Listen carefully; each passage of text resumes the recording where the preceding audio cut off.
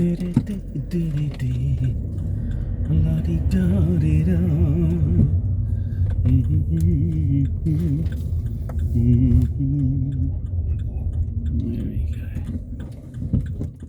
Ooh. Let me go, it's alright. Ah. Okay. It's turning. What a lovely sunset, hey, look at that. Nice red, nice aura to it. Beautiful.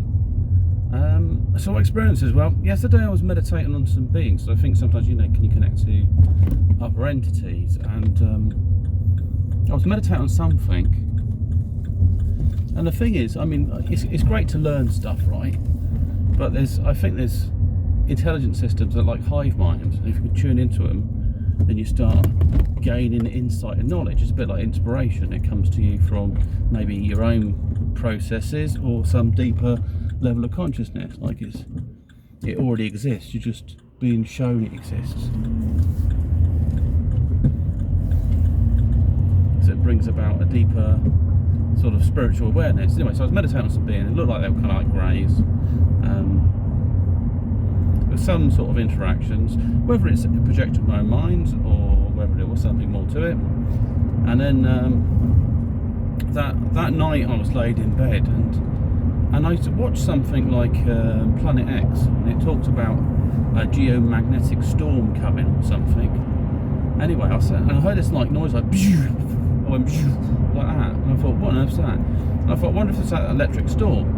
And I slowly opened my eyes, and the room was really dark. I thought, what on earth's going on? So I opened it wide and I thought, I can't see any light, because normally there's some light being emitted from somewhere in the room, you know, a bit of blue light somewhere.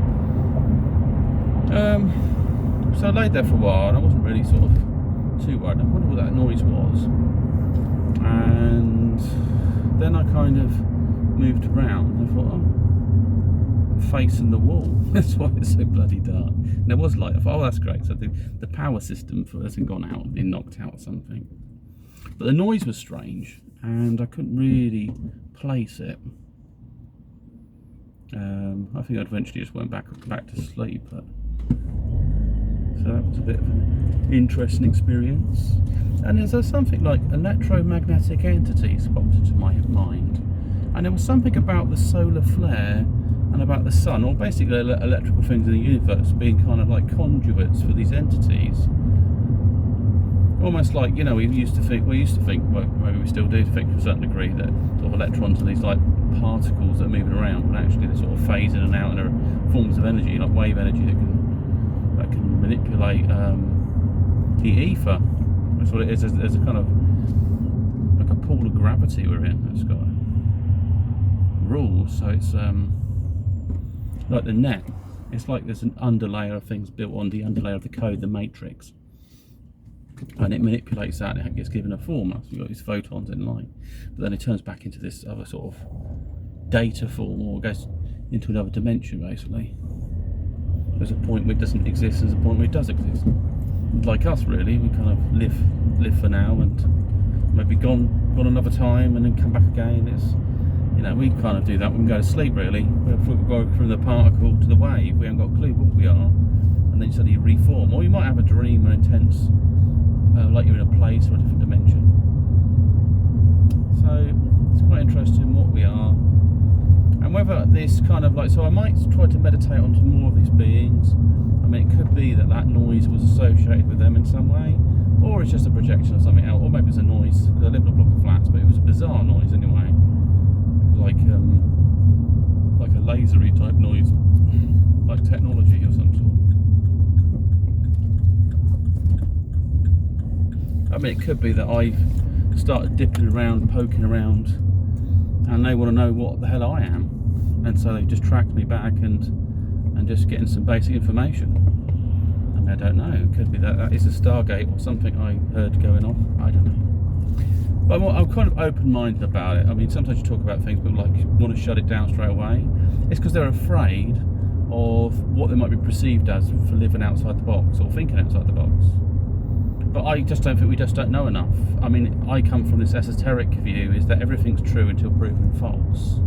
or if it is, I mean, people say, well, you know, don't you want to be sort of consistent with a certain type of reality? But that's a format, that's a template, that's a matrix, that's a point of view.